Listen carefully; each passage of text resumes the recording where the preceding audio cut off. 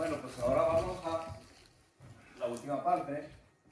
Lo primero será autopresentarme. Soy Juan Carlos Valleverdes.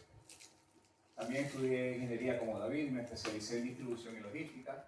Voluntario desde muy joven con los jesuitas ya, cuando era crío en el colegio. Comisionado de Defensa Civil y formador de bomberos forestales en Venezuela. Con formación sanitaria y como instructor en Estados Unidos desde el año 92. Instructor de submarinistas con especialidades como búsqueda y salvamento acuático, navegación submarina, buceo de rescate. Radioaficionado desde el 86, siendo miembro de REMER aquí en España.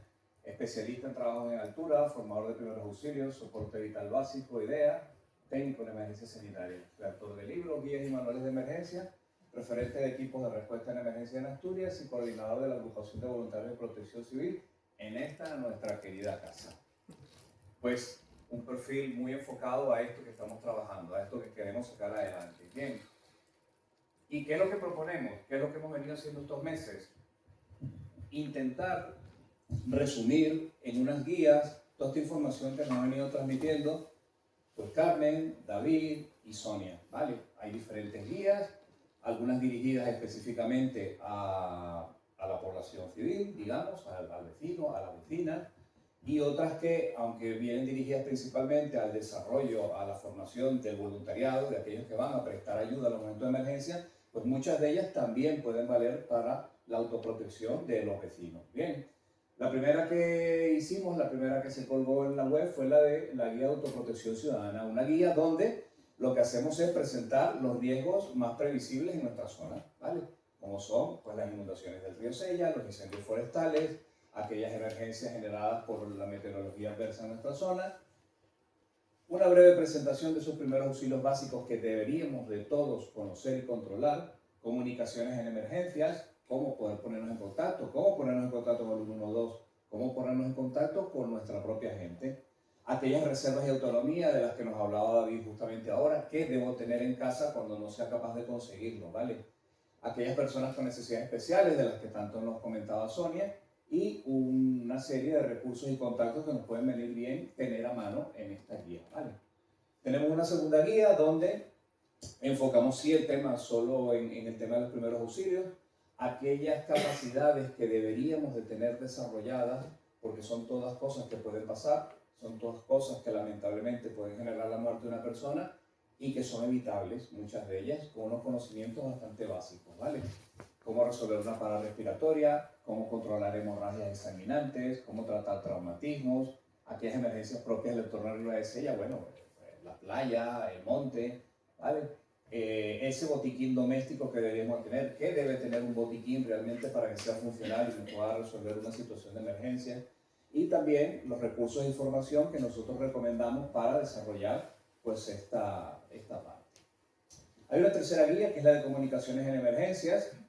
Nos parece importantísima, de hecho hemos recibido la visita ya de un par de asociaciones a raíz de esta guía porque les interesó mucho la visión que teníamos de esto. Todos nos acordamos del apagón que cumplió un año hace un par de semanas. Lo vivimos aquí en Ribasella, a una hora del apagón, en lo que son las salas de nuestro consejo. O sea, si tú pasabas de Orellana para allá o ibas del Carmen para allí, ya no había teléfono. A la hora de haber sido la luz. ¿Por qué? Porque esas antenas de telefonía no tienen generadores eléctricos, solo tienen un par de baterías. Esas baterías se acabaron y si tú estabas en Tresmonte y necesitabas pedir una ambulancia, no podías. Si tú estabas en Cuerres y necesitabas llamar a los bomberos, no podías. ¿Por qué? Porque no podías llamar al 112. No había teléfono, no había WhatsApp, no había forma de contactar a nadie. ¿Vale? Entonces, hay que intentar buscar solución a esto. En esta guía presentamos un proyecto que tenemos, que esperamos que vea la luz algún día de estos, que es el proyecto, el Manual Comunitario de Comunicaciones de Emergencia. ¿Qué proponemos nosotros aquí? Que seamos capaces de comunicar todos los pueblos de nuestros consejos a través de la radio, ¿vale? O sea, que al menos una persona en cada pueblo tenga la capacidad con una emisora de recibir información. Se presenta una emergencia como esta, se vuelve la luz, desde el ayuntamiento se puede transmitir información, está todo protocolizado a ciertas horas, se puede transmitir información que va a ser conocida en todos estos pueblos, a los que insisto, no hay teléfono, no hay WhatsApp, no hay red de datos, Y esa persona que recibe esa información, pues tan fácil como ir al cartel del pueblo y en una hoja de papel poner ahí lo que hace falta que todo el mundo sepa. Oye, se va a entregar agua en tal sitio, el centro de salud está atendiendo a tal hora, cualquier información que haga falta. Y todos a la vez pudiéramos pedir ayuda cuando estando en esos pueblos sin comunicación, esa persona que tiene esa emisora va a poder pedir ayuda a un centro que va a estar las 24 horas del día a la escucha por si hace algo falta. Es muy fácil. No es costoso, simplemente hay que hacerlo. Tenemos una guía de seguridad vial donde, salvo lo que son los conductores profesionales, o sea, no tocamos ni a los conductores de autobús ni a los conductores de camiones, pero sí tocamos al resto de las personas que utilizamos nuestra vialidad, ¿no? Al conductor de coches, al que va en la moto, a los ciclistas, a todas estas personas que utilizan ahora estos patinetes eléctricos y a los peatones. Y cómo entre todos tenemos que convivir en esos mismos espacios de forma segura. ¿Vale? Tenemos otra guía sobre la velutina, que sabemos que desde hace años ya nos está atacando bastante. Explicamos un poco lo que es todo el marco normativo, cómo llegó la velutina, cómo se ha desarrollado nuestro consejo, las dos campañas que anualmente están siempre en marcha, la campaña del trampeo que comienza en febrero, de la que nosotros recibimos material del Centro de Especies Invasoras y bueno, ahora apenas mes y medio entregamos a todos aquellos vecinos que quisieron colaborar con el trampeo, pues se entregaron trampas para que ellos pudieran en sus casas colaborar con el trampeo de las renas de velutina. Y la eliminación de nidos, que también se comenzó, la semana pasada ya el Centro de Especies Invasoras ya nos activó y ya comenzamos a intervenir en los nidos de velutina. Pues aquí explicamos un poco todo este tema también para que lo conozcamos. Bien. Hemos desarrollado una guía sobre el eclipse 2020-2026. Sabemos todos que va a ser un evento impresionante, que va a mover muchísima gente, que hay que tener un montón de cosas presentes.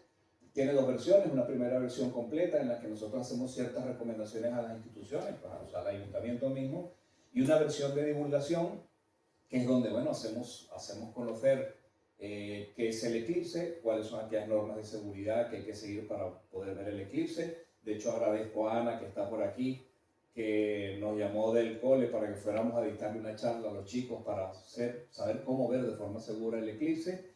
Y bueno, ver cómo se va a gestionar todo esto, que va a ser un tema en agosto bastante interesante, sobre todo porque es la semana siguiente al descenso internacional del Sella. Tenemos otra guía que trata el tema que ha venido hablando Sonia, todo lo que es la psicología en los desastres, para que nosotros mismos sepamos y seamos conscientes de qué es lo que va a pasar con nosotros y con los demás. ¿Cómo debo prepararme antes de la emergencia desde el punto de vista psicológico? ¿Cómo va a ser la respuesta o cómo puedo esperar yo que sean las respuestas de las personas durante una crisis, durante una emergencia? ¿Y qué es lo que va a pasar después? ¿Vale? Hablamos sobre los primeros auxilios psicológicos que nos comentaba Sonia, sobre el socorrista como autor psicológico y sobre el cuidado del socorrista. El socorrista va a ayudar, pero probablemente también necesite ser ayudado.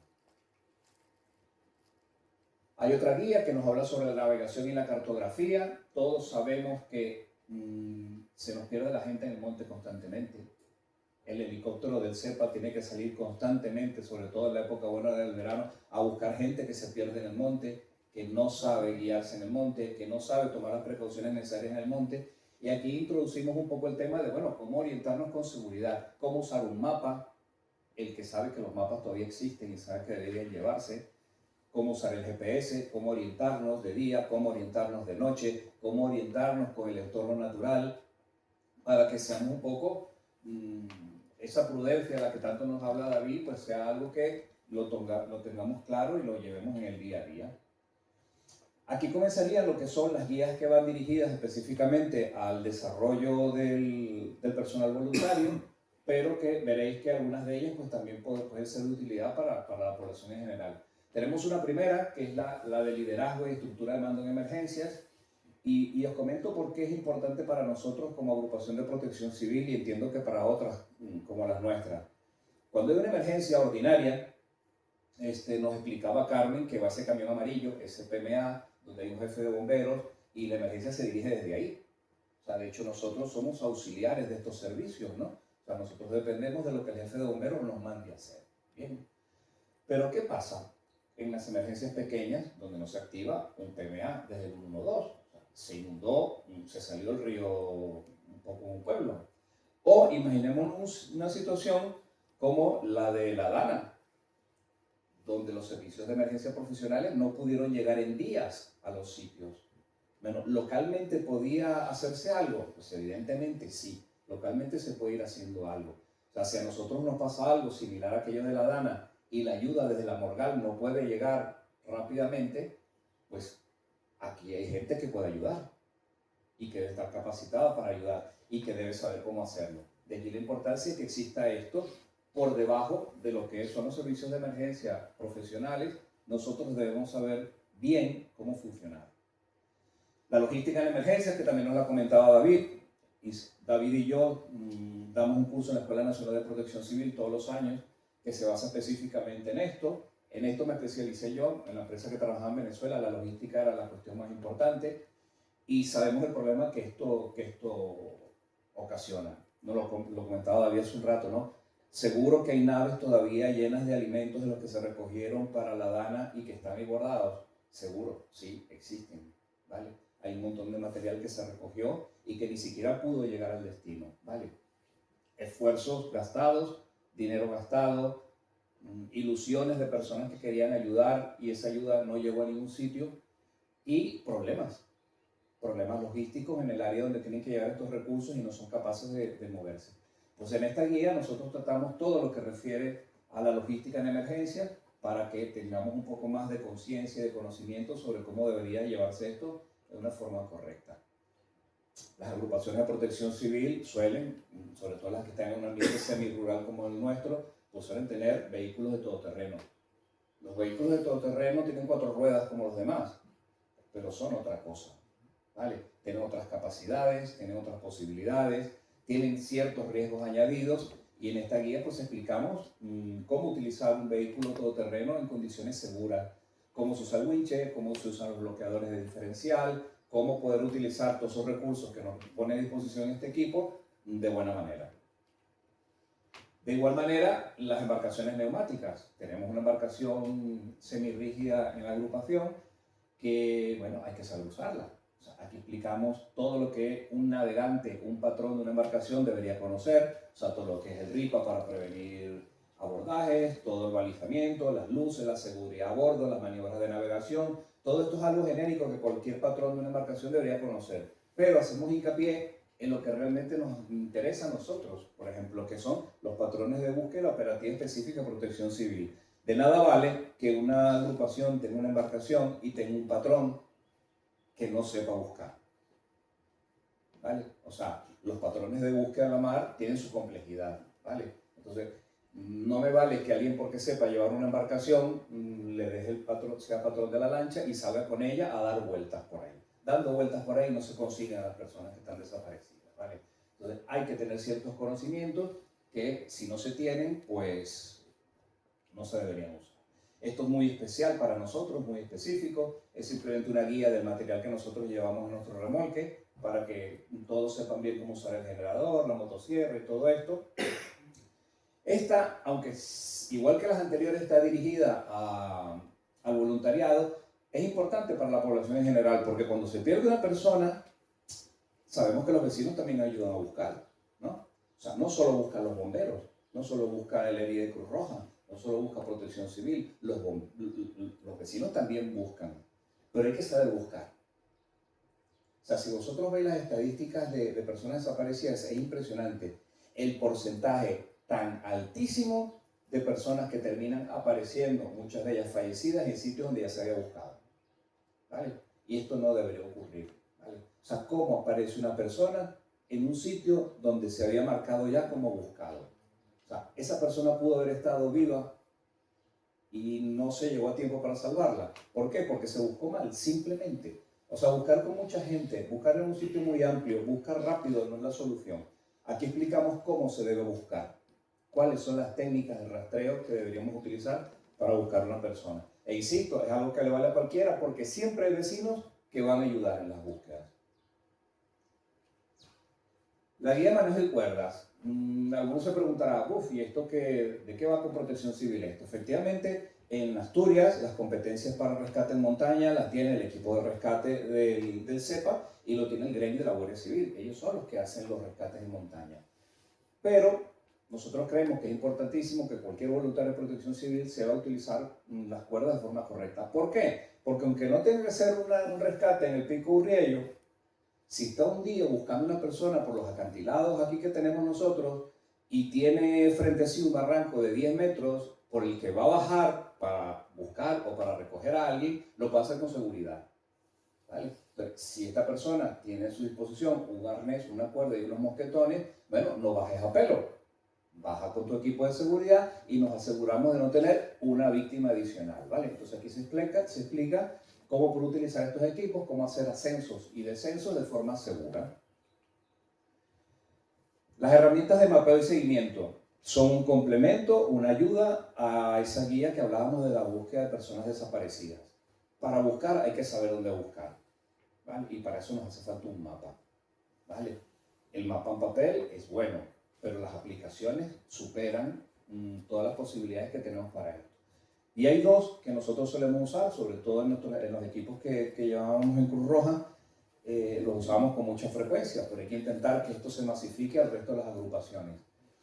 El Instituto Geográfico Nacional tiene una aplicación que se llama Mapas de España, que es gratuita, donde los mapas se pueden descargar de forma gratuita, donde pueden funcionar de forma offline, o sea, aunque no haya internet, y nos permiten a nosotros seguir zonas, seguir rastreos, delimitar áreas de no intrusión, delimitar áreas donde no se debería entrar, marcar waypoints, sacar imágenes, marcar puntos, o sea, una cantidad de cosas con un teléfono que llevamos todos nosotros.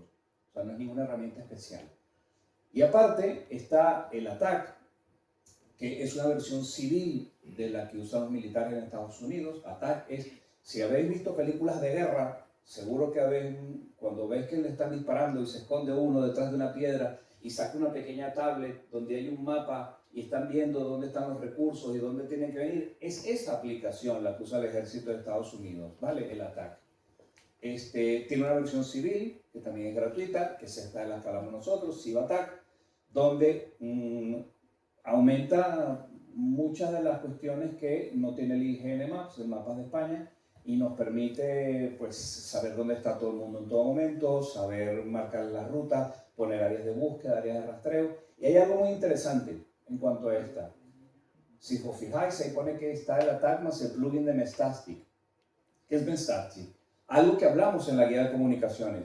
En la guía de comunicaciones, una de las herramientas que proponemos para comunicarnos es el LoRa, ¿vale? Un tipo de emisora muy pequeño, de baja potencia, con muy poco consumo, que puede funcionar con esto. Entonces, si yo no tengo un teléfono, no tengo red de datos, no hay wifi, no hay bluetooth, no hay nada para poder transmitir información, esta aplicación más esa pequeña emisora, que es una emisora así, pequeñita, me va a permitir a mí seguir el rastreo de mis compañeros, o sea, me va a geolocalizar a todas las personas que están trabajando con nosotros y además nos va a seguir permitiendo comunicarnos. O sea, yo voy a poder mandar mensajes de texto entre todo el equipo sin datos, sin wifi, sin bluetooth, sin satélite, sin nada, con una pequeña emisora, ¿vale? O sea, una herramienta también brutal para el servicio. Hemos querido introducir esta guía también sobre la emergencia y la diversidad cultural, porque Sonia nos hablaba antes de esas personas con algún tipo de discapacidad, ¿vale? Donde tenemos que saber ciertas cosas para poder intervenir bien con ellos. Pero es que hasta el otro grupo de personas, el que no tienen esas capacidades de las que está hablándonos Sonia, no son todos iguales tampoco. O sea, todos nosotros somos diferentes. Tenemos entre nuestros vecinos, entre nuestras vecinas, personas con distintas experiencias vitales, que vienen de diferentes países, que vienen con distintas culturas, que siguen distintas religiones, ¿vale? Y todo es importante conocerlo para el momento de tratar con ellos en una emergencia. O sea, es lo mismo en una emergencia, en un momento de crisis, en un desastre, tratar con un musulmán que con un católico. No es igual. Los que trabajamos en la emergencia y trabajamos en esto, sabemos que no es igual. O sea, hay ciertas cosas que si las sé, me van a permitir funcionar mucho mejor con estas personas. Y de eso es lo que intentamos tratar en esta guía, ¿vale? ¿Qué peculiaridades tienen estas distintas personas dependiendo de dónde vienen que nos pueden ayudar a nosotros a resolver mejor esa situación de emergencia? La inteligencia de fuentes abiertas, ¿vale? También muy útil en los momentos de grandes emergencias. En la DANA se puso manifiesto y se utilizó muchísimo. ¿Qué es esto? Las redes sociales es donde prima la información a día de hoy, es donde transmitimos la información. Todo el mundo sabe lo que como, lo que he visto, lo que me gusta, porque todo lo pongo en las redes sociales. Todo lo pongo en las redes sociales, ¿vale? Cuando pasa algo también lo pongo. Cuando hay una emergencia lo pongo en las redes sociales. Cuando a alguien le está pasando algo lo pongo en las redes sociales. Cuando miento también lo hago por las redes sociales, que son los famosos bulos, ¿verdad? Entonces, todo esto hay que intentar estudiarlo, asimilarlo, captar esta información, porque en una emergencia como la DANA, donde el servicio de emergencia ha quedado colapsado, donde el 112 ya no es capaz de recibir más llamadas, los mensajes siguen transmitiéndose. O sea, las personas siguen transmitiendo información. Información igual de importante para poder hacer seguimiento a esa emergencia. Pero hay que aprender a utilizar esa información, ¿vale? Primero, hay un montón de herramientas que me permiten a mí hacer un seguimiento casi automático de la información que se está transmitiendo. Y yo simplemente con un ordenador conectado a internet puedo estar filtrando toda la información que sale de Twitter, que sale de Facebook, que sale de Instagram y poder ir filtrando aquellas necesidades que la población está transmitiendo. Validarlas para en el momento que estén validadas, poder traspasárselas al equipo de emergencia para que vaya e intervenga. Y me valen a su vez para detectar aquellos bulos que nosotros debemos rápidamente intervenir para cortarlos y la gente que sepa que eso no es verdad.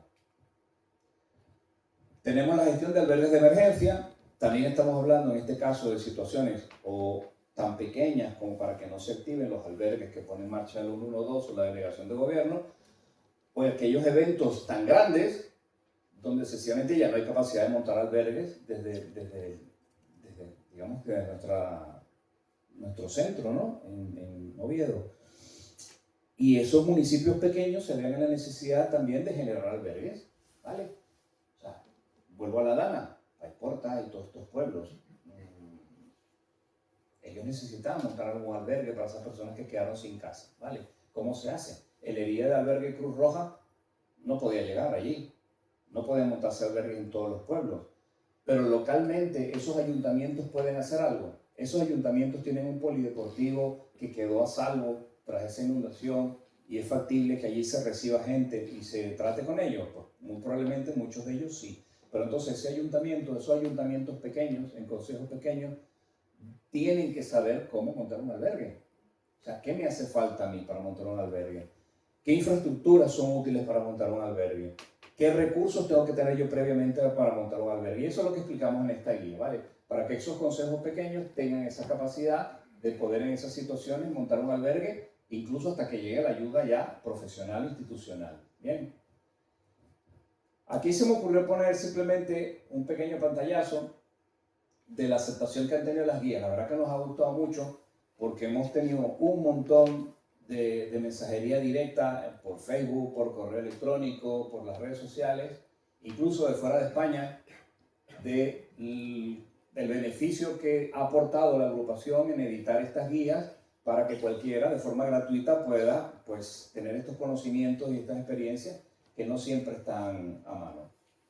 Y por último, quería comentar esto, que ha salido, no sé si tiene 2 semanas apenas ya, las tendrá 2 semanas ahora. Es la nueva aplicación que puso en marcha la Dirección General de Protección Civil, bueno, la Secretaría, ya, que podemos descargar en nuestros móviles, ¿vale? La hay tanto para dispositivos Android como para dispositivos iPhone, ¿vale?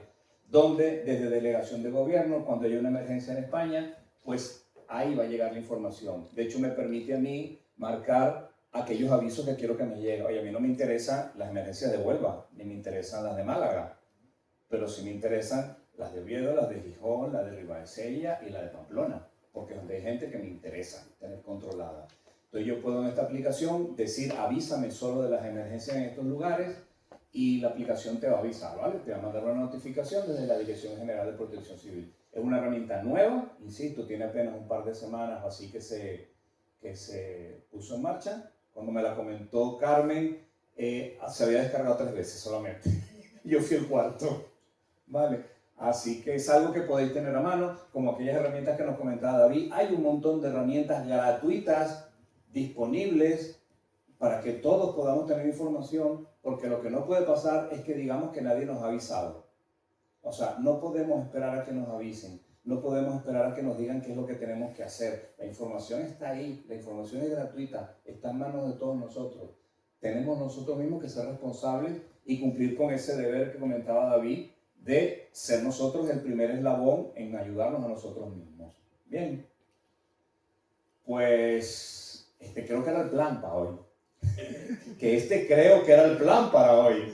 Vale, así que yo le agradezco primero, bueno, a las autoridades, al alcalde, a nuestro diputado que ha estado por aquí hoy, a los ponentes, evidentemente, a mis grandes amigos que han venido hoy aquí a dedicarle esta mañana de sábado a esto, a los compañeros de Cruz Roja y de Protección Civil que están por aquí y pues a los vecinos y vecinas que han querido acercarse a esto.